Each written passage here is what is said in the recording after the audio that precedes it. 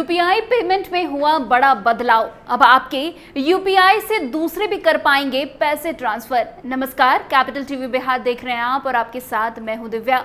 UPI transaction को लेकर RBI ने कई अहम बड़े बदलाव किए हैं। एक और रिजर्व बैंक ने यूपीआई ट्रांजैक्शन की लिमिट बढ़ाई है, तो दूसरी ओर यूजर्स के लिए एक नया फीचर डेलीगेट्स पेमेंट की शुरुआत का ऐलान कर दिया गया है।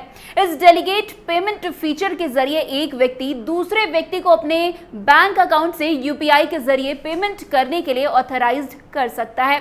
आपको बता दें कि भारतीय रिजर्व बैंक के गवर्नर शशिकांत दास ने गुरुवार को यूपीआई ट्रांजैक्शन समेत कई बदलाव को लेकर बड़ा ऐलान किया। आरबीआई ने यूपीआई ट्रांजैक्शन की लिमिट में भी 5 गुना बढ़ोतरी करते हुए इसे 5 लाख रुपए तक बढ़ा दिया है।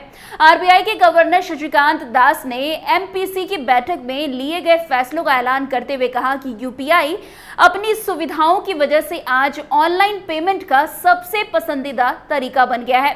शशिकांत दास ने कहा कि अलग अलग उपयोग मामलों के आधार पर रिजर्व बैंक ने समय समय पर capital market, IPO, insurance, medical और एजुकेशनल सर्विसेज आदि जैसे कुछ कैटेगरी के लिए ट्रांजैक्शन लिमिट की समीक्षा की और उन्हें बढ़ाया है। शशिकांत दास ने कहा कि चूंकि डायरेक्ट और इनडायरेक्ट टैक्स पेमेंट सामान्य, नियमित और उच्च मूल्य के हैं, इसलिए यूपीआई के जरिए टैक्स पेमेंट की लिमिट को 1 लाख रुपए से बढ़ाकर 5 लाख प्रति ट्रांजैक्शन करने का फैसला लिया गया है। आरबीआई के मुताबिक यूपीआई का यूजर बेस 42.4 करोड़ हो गया है। हालांकि यूजर बेस में और विस्तार की संभावना है।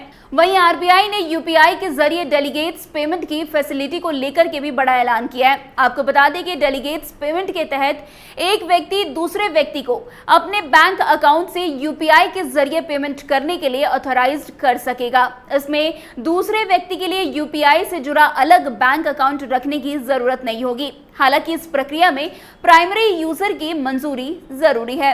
रिजर्व बैंक के गवर्नर शशिकांत दास ने कहा कि इससे देश भर में डिजिटल भुगतान की पहुंच और उपयोग में बढ़ोतरी होने की उम्मीद है।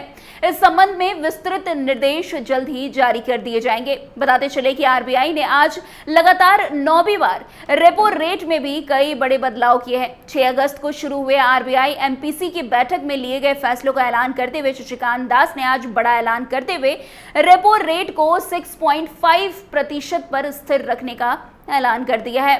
खैर, आज के लिए बस इतना ही। अन्य खबरों के लिए हमारे साथ ऐसे आगे बने रहे और देखते रहिए कैपिटल टीवी बिहार। धन्यवाद।